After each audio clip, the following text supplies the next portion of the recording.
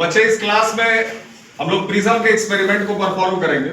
जैसा कि अभी मैंने आपको ऑलरेडी समझाया है कि प्रिज्म के केस में दो बार रिफ्रैक्शन होता है। एक बार लाइट जो है वो एयर से प्रिज्म में जाती है और दूसरी बार लाइट जो है वो प्रिज्म से एयर में आती है, राइट। तो दो बार रिफ्रैक्शन होने के बाद फाइनली इमर्जेंट रे हमें यहां पे मिलता है, ठीक है। इसके बारे में ऑलरेडी और डिटेल्ड एक्सप्लेनेशन हमने आपको ऑलरेडी क्लास में पहले ही समझा दिया है। और जिन बच्चों को बिल्कुल भी समझ में नहीं आए वो ये सॉन्ग याद रखना, इससे आपको बिल्कुल क्लियर रहेगा कि here incident ray is baby, right. And there is a song, baby को क्या पसंद है बेटा? बेस पसंद है। तो देखना, मैं अभी एक्सपेरिमेंट परफॉर्म करूंगा तो उसमें आप देख सकते हो कि इंसिडेंट रे मैं कहीं से भी प्रिज्म के ऊपर में डालूंगा, दो बार रिफ्रैक्शन होने के बाद इमर्जेंट रे हमेशा प्रिज्म के बेस के तरफ आकर के झुकेगी, क्योंकि बेबी को लाइट रे इज बेबी को क्या पसंद है? बेस। तो बेस कहां है अभी? यहां पे प्रिज्म का। प्रिज्म अगर इस तरीके से रखा हुआ है आपका, इस पोजीशन में अगर प्रिज्म रखा हुआ तो this one is the base of the prism and the emergent रे is moving towards the base, right. तो बच्चे, जैसे कि मैंने आपको थ्योरी क्लास में, जो आपका क्लास 10th है, इसमें लाइट चैप्टर के अंदर मैंने आपको प्रिज्म पढ़ाया। बेसिकली ये जो टॉपिक है हमारा प्रिज्म, ये इसका डिस्कशन हमारे ह्यूमन आई के अंदर में किया गया है।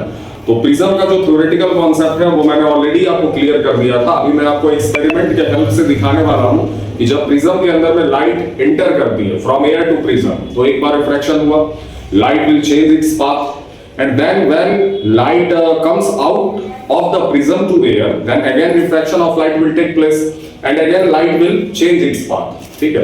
तो कुल मिलाकर के बात इतना है बच्चे की इतनी अंग्रेजी को, ये शेक्सपियर वाले वर्जन को डिलीट करना है। प्रिज्म के केस में मैं हमेशा से आपको जो है एक ट्रिक बताते आया हूं और वो मैं दोबारा से एक बार रिवाइज करवा रहा हूं कि प्रिज्म के केस में ध्यान ये रखना है कि ये लाइट जो है, लाइट की रे जो है वो है बेबी, ठीक है, और बेबी को बेटा बेस पसंद है। तो प्रिज्म से जब भी हम लाइट को पास करेंगे, दो बार रिफ्रैक्शन होने के बाद लाइट हमेशा बेंड करके प्रिज्म के बेस के तरफ वो मुड़ जाएगी, राइट। तो इस एक्सपेरिमेंट को मैं यहां परफॉर्म करने वाला हूं, ठीक है। ये इंसिडेंट लाइट की रे है जो मैं इस तरीके से भेज रहा हूं। देखना बच्चे ध्यान से, अगर यहां प्रिज्म नहीं है तो लाइट की रे जो है वो स्ट्रेट लाइन में ट्रैवल करेगी, जैसा कि आप सबने पढ़ रखा है रेक्टिलिनियर प्रोपगेशन ऑफ लाइट। लेकिन जैसे ही इसके पाथ में मैं यहाँ पे प्रिज्म को डालूंगा, ठीक है, तो प्रिज्म को डालते ही ये जो लाइट है वो सामने वहां स्क्रीन के ऊपर में हमें दिख रहा है। लाइट जो है वो स्क्रीन के ऊपर आपको क्लियरली विजिबल होगा, एक स्पॉट जैसा दिखेगा। यानी कि लाइट, अभी मैं प्रिज्म को अगर यहां से हटा दूं तो ये लाइट जा रही है ऊपर की तरफ, लेकिन प्रिज्म से दो बार रिफ्रैक्शन होने के बाद लाइट बेंड कर जाती है, और बेंड करती है तो प्रिज्म के बेस के तरफ ये टर्न अराउंड हो जाती है, राइट।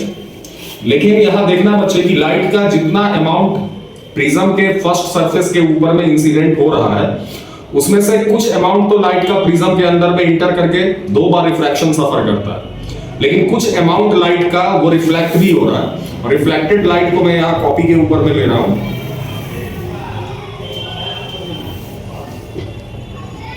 ठीक है बच्चे। Is it clearly visible in the camera? Yes, sir. Kindly take some peek. Is the ray clearly visible? You can shift the camera. You can bring it closer so that ray could be visible. Complete ray from laser to that screen. From laser to that screen. Some amount of light which is incident on the prism is getting reflected, and some amount of light which enters the prism will suffer 2 times refraction and it will bend toward the bottom of the prism, right? And it is visible in the experiment.